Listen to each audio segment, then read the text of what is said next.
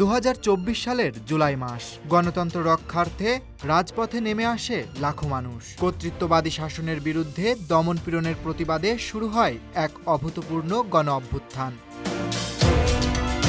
রাজধানী থেকে মফস্বল সর্বত্র উচ্চারিত হয় এক দফা এক দাবি। শুরু হয় জ্বালাও পোড়াও, ধ্বংসযজ্ঞ আর রক্তপাত। বিচার বিভাগ, প্রশাসন, পুলিশ সবকিছু হারিয়ে ফেলে নিয়ন্ত্রণ। আর এই বিশৃঙ্খলার সুযোগে দেশ জুড়ে 5টি কারাগার ভেঙে পালিয়ে যায় 2240 জন বন্দী। পুড়িয়ে দেওয়া হয় জরুরি ফাইল, ধ্বংস করা হয় কারাগারের অনলাইন ডেটাবেজ।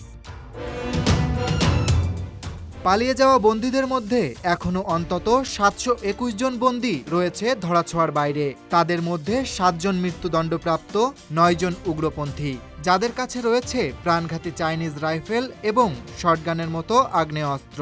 এদের অনেকেই এখনও দেশের ভেতরেই আত্মগোপনে আছে, আবার কেউ কেউ হয়তো এরই মধ্যে পেরিয়ে গেছে দেশের সীমান্ত।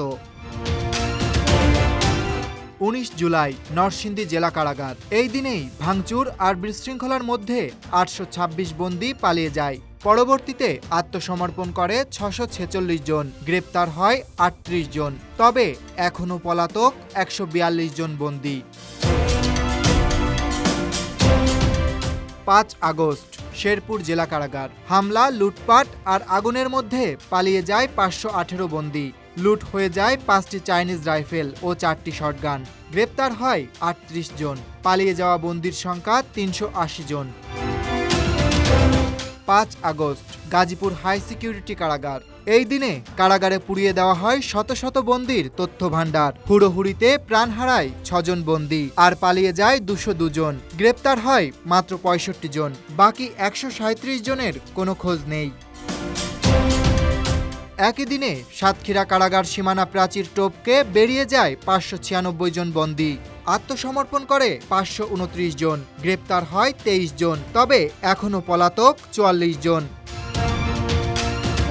7 আগস্ট কুষ্টিয়া জেলা কারাগার। এদিন কারারক্ষীদের উপর হামলা চালিয়ে পালায় 98 বন্দী। 72 জন আত্মসমর্পণ করেছে। ধরা পড়েছে 9 জন।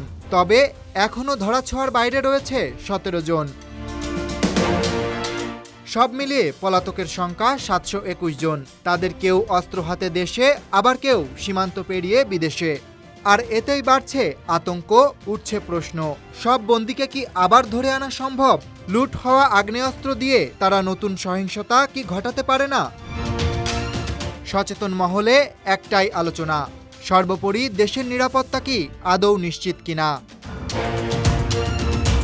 Aritra Basu, desk report.